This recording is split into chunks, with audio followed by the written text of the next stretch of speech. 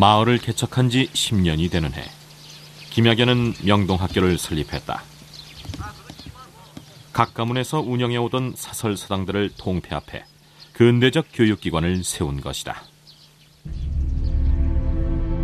명동학교는 최초의 근대식 학교인 서전서숙을 모델로 건학이념과 교육체계를 도입해 신학문을 가르쳤다. 여러 가지 서양식 교과서와 서양식 학문 과목과 체계를 가지고 가르치는 겁니다. 예를 들어서 산수를 가르치고 과학을 가르치고 그다음에 세계 지리와 세계사를 가르치는 이러한 학문 자체가 당시로 보면 아주 대표적인 신학문의 커리큘럼이 되는 것이죠. 명동학교는 재정 운영부터 달랐다. 각 가문에서 가장 좋은 땅 3만 제곱미터를 따로 떼어 학교 공동재산으로 관리했다.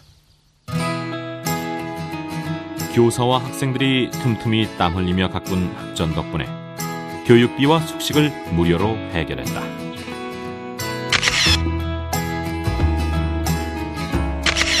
명동학교는 개교와 동시에 독보적인 한인학교로 자리 잡았다. 만주 일대는 물론 연해주, 조선에서도 학생들이 찾아와 규모는 하루가 다르게 커갔다. 명동학교가 간도 한인학교의 선두주자로 성장한 데에는 특별한 계기가 있었다. 정재면이란 교사를 초빙하면서부터다. 애국 비밀 결사 조직 신민의 회원이자 기독교 신자였던 정재면은 성경을 가르치고 예배를 보도록 요구했다. 맹자의 통달한 이름난 유학자였던 김학연은 난감하지 않을 수 없었다. 그러나 뜻밖에도 김학연은 기독교 교육을 수용했다. 자신의 사상보다 민족의 미래가 더 중요했다. 정재면이 오면서 명동학교에 기독교가 전파됐다. 정재면 선생은 신민회에서 민족운동과 연결을 맺기 위해서 정재면 선생을 파견하시는데 그 직책이 뭐냐면 바로 북한도 교육구국단 단장으로 그런 임무를 맡고 가시는 거죠. 하지만 유림들의 반대가 만만치 않았다. 기독교가 신식교육에 적합한 새로운 사상이라 하더라도 수백 년 이어온 전통과 신념까지 버릴 수는 없었다. 사흘 밤낮에 걸친 경론 끝에 5 가문의 유학자들은 기독교를 받아들이기로 결의했다. 수준 높은 민족교육을 위한 불가피한 선택, 교육을 위해 사상까지 바꾼 것이다. 그 마을이 사실은 집단 개종 지역으로 볼 수 있습니다. 기독교로 집단적으로 개종하는 이런 과정이었는데 하도 그 가문 간에 합의가 도출이 되지 않았습니다.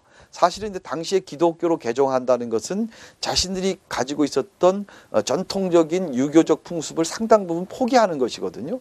이분들이 유림이라 하더라도 굉장히 실사구시적인 실학자적인 면모를 가졌던 분들이기 때문에 그것이 반드시 필요하다면 사상을 바꿀 수도 있다라고 생각을 하셨죠. 그래서 교육적 필요에 의해서 오히려 기독교를 받아들였다라는 특이한 사례를 보여주고 있죠.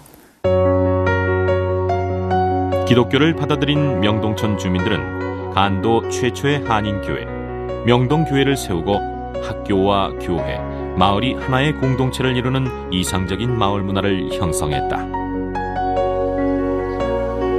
주민들의 사교장이자 강습소이기도 했던 명동교회는 옛 모습을 복원해 그 자리를 지키고 있다. 현재는 명동촌의 역사를 소개하는 역사 유물 전시관으로 활용되고 있다. 인재 양성에 공을 들인 마을답게 현대사에 걸출한 인물들이 이곳에서 배출됐다. 한국인이 가장 사랑하는 시인 윤동주가 태어나고 자란 마을이 바로 이곳 명동촌이다. 윤동주 선생님은 저희 김약의 목사님의 외손주죠. 저희 왕할머니가 우리 윤한 댁에 시집 간 거죠. 윤동주의 친구 문익환은 한국 민주화 운동의 핵심 역할을 담당했고 사촌 송몽규도 시인이자 독립운동가였다. 한국 영화의 선구자 나온규를 비롯해 명동학교 출신들은 예술적 감수성이 남달랐다.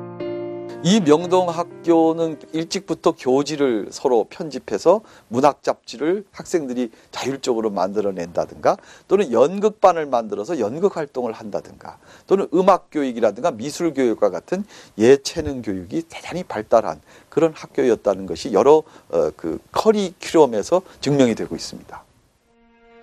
명동학교는 일제가 금소로 지정한 교과서를 사용했다. 민족과 애국을 강조하는 내용 때문에 중국 정부도 금지할 정도였다. 학생들은 군사교육도 받았다. 김학연은 미주 대한인 국민의 안창호에게 편지를 보내 군사교제를 요청하기도 했다. 김홍일 장군을 수출했는데 김홍일 장군은 뭘 가르쳤냐면 체육을 가르쳤어요. 그러면 체육이 그냥 단순한 체육이냐? 그게 아니고 군사체육입니다.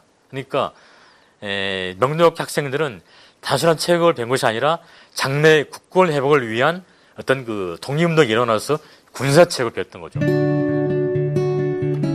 명동학교는 여학생을 위한 교육과정도 따로 개설했다. 당시 여자들은 이름조차 없었던 현실과 비교할 때 명동여학교의 설립은 그야말로 획기적인 일이었다. 우리가 일본을 이기려면은 여성을 집안에 가둬서는 일본을 절대 이길 수 없다라고 본 거죠. 여성을 해방시키고 여성에게 공부를 잘 가르쳐야 돼요. 왜? 왜 그러냐 하면 그 여성이 자식을 낳고 그 자식이 앞으로 우리 조국을 키워줘야 되기 때문에. 그러나 세상은 그들의 뜻대로 돌아가지 않았다. 대한제국의 국권을 집어삼킨 일본은 간도를 노렸다. 일제는 간도의 파출소를 개설하고 한인들을 통제하기 시작했다.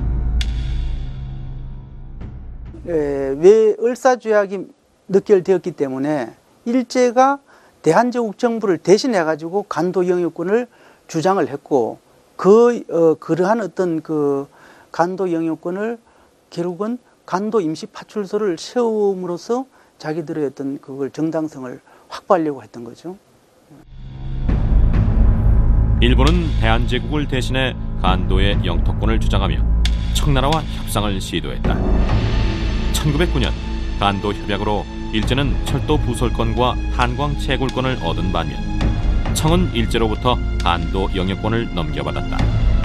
이로써 간도는 중국으로 넘어가고 말았다. 일제 입장에서는 어차피 내가 먹을 땅이니까 지금은 그냥 중국한테 넘겨준다. 실제로 그렇게 32년에 만주사변 이후에 뭐 다 차지했으니까. 근데 문제는 우리나라는 그 이후에 간도 영유권에 대해서 더 이상 문제를 제기를 하지 못했다는 거죠. 간도 협약과 일본의 강제 병합으로 망명객의 신세로 전락한 간도 한인들은 자신들의 권익 보호를 위해 자치기구 간민회를 결성했다. 김학연이 회장을 맡아 한인 자치를 이끌었다.